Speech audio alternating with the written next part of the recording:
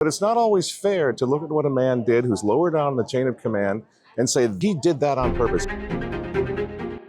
One of the clearest signs of goodwill on the part of Pope Leo XIV, because of his involvement, it might have been forced involvement in Bishop Strickland's removal, would be the restoration of Bishop Strickland. I think that's a key sign to watch for. I think that's the key sign to watch for. When you're involved in what truly is an atrocity and you have a rebirth, a conversion, a turnaround, you do what our Lord said to Peter. Do you love me? Feed my sheep. Do you love me? Feed my sheep. Do you love me? Feed my lambs. And then when you turn, strengthen your brothers.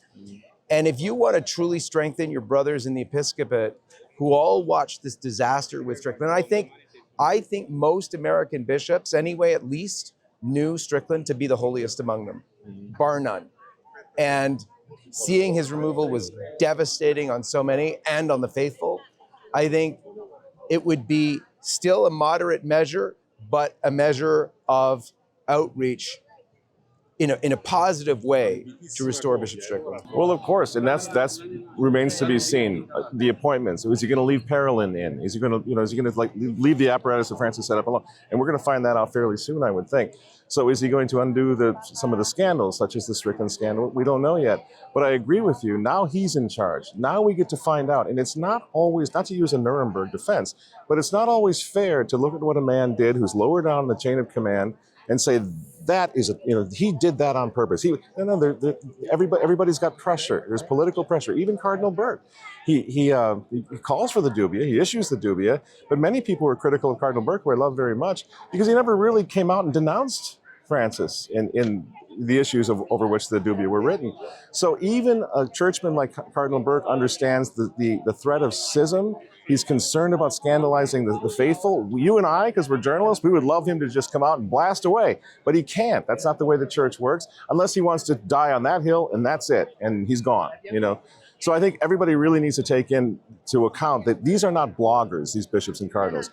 They're not YouTubers. There's a very serious, not only human responsibility, but also a spiritual responsibility to do what's best for the church. So sometimes, for example, a cardinal might say, why are they getting rid of Strickland?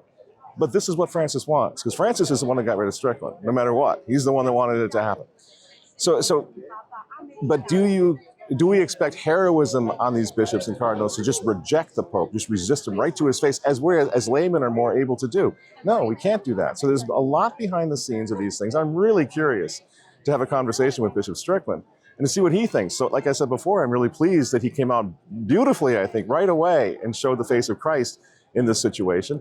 Maybe he'll share some more with us on how that all happened, because at the end of the day, the person who got rid of Bishop Joseph Strickland was Pope Francis. Let's see, I'm waiting for that signal from Pope Leo XIV. That would be the most incredible thing, and it would show a sign of goodwill to restore some of the damage. The Lord be with you. I'm Deacon Keith Fournier, and I hope you enjoyed this video from LifeSite News. Check the links in the description for more content like this. You can also connect with LifeSite News on social media and stay up to date with the latest news on life, faith, family, and freedom. Thanks for watching, and may the Lord bless you.